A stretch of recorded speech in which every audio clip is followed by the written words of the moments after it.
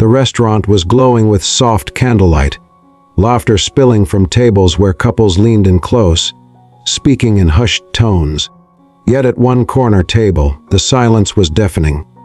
Emma sat with her hands folded neatly on her lap, her heart pounding as the man across from her adjusted his tie, cleared his throat, and glanced at the clock as if he were desperate for an excuse to leave.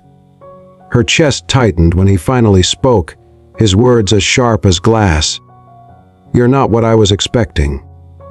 I don't think this is going to work." The clatter of dishes and the murmur of nearby conversations drowned out the sound of her breaking heart. In that moment, Emma felt the world shrink. Every insecurity she had buried deep came rushing to the surface. The years of being overlooked, of feeling invisible, of being told she wasn't enough. She had spent weeks preparing for this blind date, encouraged by a friend who swore the man was kind, generous, and looking for something real. But now, under the warm glow of chandeliers, all she could feel was rejection, humiliation, and the sting of tears threatening to fall. She reached for her glass of water, trying to steady her trembling hands, but the man had already stood up, left money on the table, and walked away without looking back. Before we go deeper into Emma's heartbreaking journey, take a moment right now. If you believe in kindness, in second chances, and in stories that remind us of the power of love and compassion, please like this video, share it with your friends, comment your thoughts, and subscribe to our channel, Kindness Stories. Your support helps us keep bringing such emotional stories to life. Emma sat frozen at the table, every sound in the room suddenly too loud, every gaze from strangers feeling like judgment. She wanted to disappear, to melt into the shadows. For once in her life, she had hoped for something different, something beautiful. Instead, she was left with an emptiness that felt cruelly familiar. She finally gathered her purse, whispered an apology to the waiter who hadn't done anything wrong, and stood to leave. But before she could walk out of the restaurant, fate intervened. A man in his late 30s, tall with a quiet strength about him, rose from another table.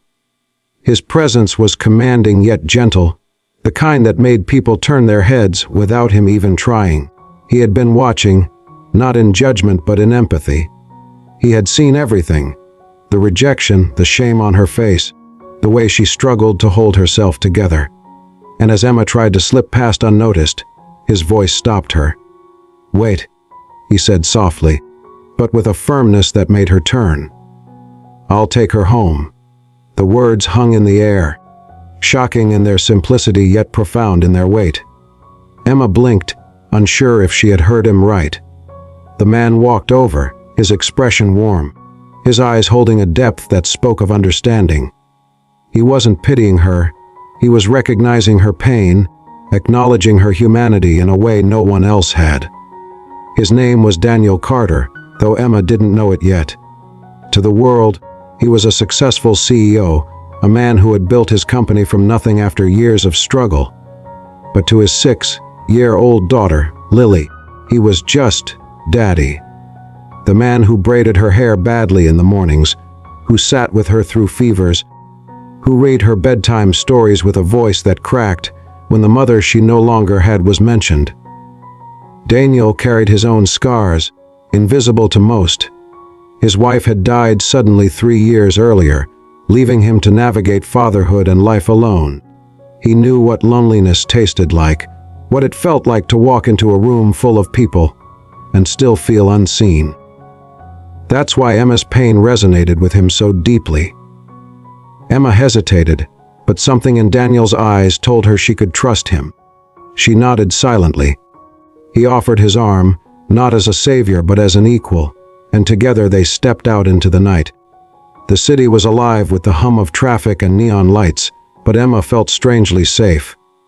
As they walked to his car, Daniel didn't ask intrusive questions or try to fill the silence with empty words. Instead, he let her breathe, let her feel. When they reached his car, a sleek black sedan, he opened the door for her, as if she were the most important person in the world. It was a small gesture, but it shattered the last of the humiliation she had carried out of that restaurant. On the drive, Emma found herself speaking. The words came slowly at first, then poured out like water breaking through a dam. She told him about growing up as the quiet one, the one who was always chosen last, about working 2 jobs to take care of her mother before she passed, about the loneliness that clung to her even in crowded rooms.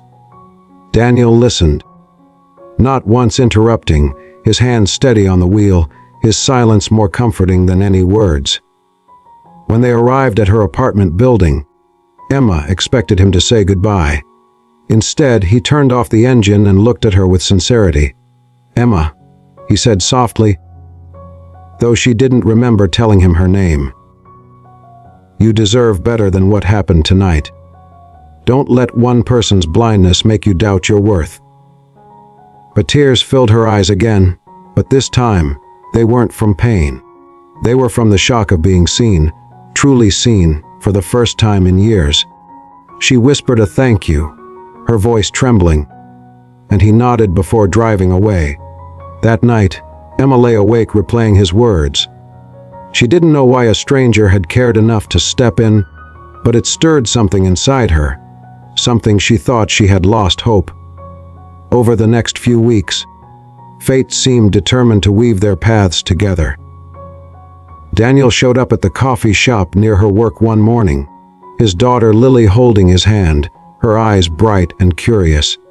Emma smiled shyly at the little girl, who immediately declared, "Daddy, she looks like a princess." Emma laughed, the sound surprising even herself, and Daniel smiled at the sight. It became a pattern, accidental meetings that didn't feel accidental at all. A bookstore, a park, the same grocery store aisle. Each time, their conversations grew longer, warmer, more filled with a quiet intimacy that words alone couldn't explain. Daniel eventually invited her to dinner, not at a fancy restaurant but at his home. Emma hesitated until she met Lily again, who ran into her arms as if they had known each other forever. Over plates of pasta and laughter at Lily's stories, Emma felt something she hadn't in years: belonging. But love is never without its challenges. Emma struggled with doubt, questioning whether she was enough for a man like Daniel, whether she could step into the life of a single father without hurting his daughter. Daniel, too, wrestled with fear of opening his heart again, fear of loving someone only to lose them. Yet, each time fear tried to pull them apart, kindness pulled them back together. One evening, as autumn leaves fell like fire against the city streets, Daniel looked at Emma across the table. Lily was asleep upstairs, her soft breathing filling the silence of the house. Daniel reached across, took Emma's hand, and said words that made her heart stop. "The night I saw you in that restaurant, I thought I was just helping someone who needed a little kindness. But Emma, I realize now you helped me. You reminded me that love doesn't die with loss, that hope can find us even when we're not looking. And I don't ever want to let you walk away again." Emma's tears fell freely as she realized that what began as rejection had led her to something far more precious. She wasn't invisible. She wasn't unworthy. She was chosen, not out of pity, but out of love. If this story touched your heart, if it reminded you that kindness and second chances can change lives, please like this video, share it with others, comment your feelings, and subscribe to Kindness Stories. Your support helps us continue spreading hope through stories like this. And before you go, we'd love to know, have you ever experienced a moment when rejection led you to something better? Share your story in the comments. We'd love to hear from you. Emma's journey began with heartbreak at a blind date, but it ended with a home filled with laughter, a little girl's love, and the arms of a man who chose her not because she was perfect, but because she was real. And sometimes being real is more than enough.